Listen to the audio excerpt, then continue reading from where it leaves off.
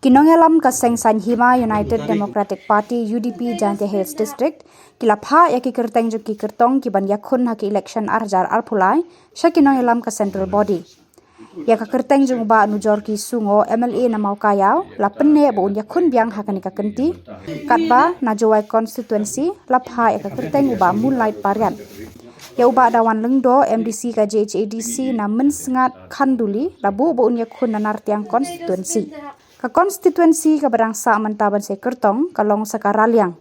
lakmi denti baya ka Kyrteng jong u ni ka Kyrtong na kanika konstituensi en Pynbna kham hadin uba la kaman rumbui MLA na amlaram ubalong ru menta u menteri ki kam penroi jenang jengtep la penne ba unya khun biang na kanika konstituensi kawe kedai jong i manujor ki sungo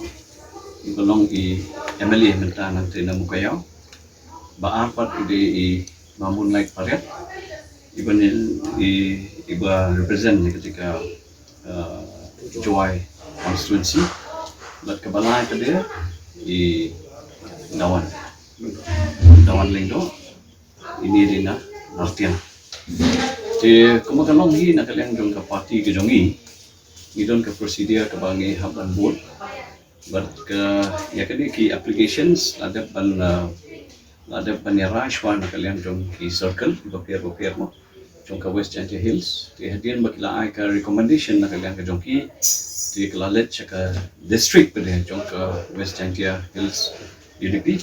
but mentah kini likely ki application is appoint pada syaka state election committee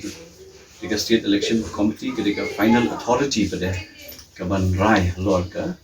yakini ki candidates pada kan berada ban recommend nak kalian jom ka district tengah kublai je kini ki rambak kilong kemir rumah kibaya nikmat nak ka West Jaintia Hills district jom ka seng UDP dia kublai sibun ya ka jingwan ke jopi ka mak jing ya pembit pendiang kalian jopi aku bede but ki recommendation aku bede buka party tiket dia nak kalian jongi ke party misalnya kepada kam aku port ba isi benbet nomor ba ki nak kalian jong ka party ke jongi kumba ke Shillong hi na do ki port ko menchuane di bet agak jing start jong kini ki grassroots jongi grassroots kamut ba na do ki primary unit do ki circle ken nomor ba ki kamtip kamha kini aka bai dei ber ka ground reality mo aka bai dei ber kita ki Kyrtong bagi ko abane sei mo long kita ki lungi khun ha election ban long do ki long mi khamat ken ban yo ka jing job mo tingi e aka jing start of a circle but dei na kini ka daw mi ong ba kabani kom tambe ka first step ka lomba ka circle hi kadiban identify mo ka circle kadiban identify but hadien ba ka identify ka circle ka recommend pada ya ka Kyrteng jong kita ki bakwa bani khun ni election dai ka habanya pada syaka next level but kata kadika district level but hadien ka district level pada ka district level ru kan habanya tho ya bishar aka bai dei but kini ki applications mo baki yo dia hadin kata pada nak kalian ke district level ru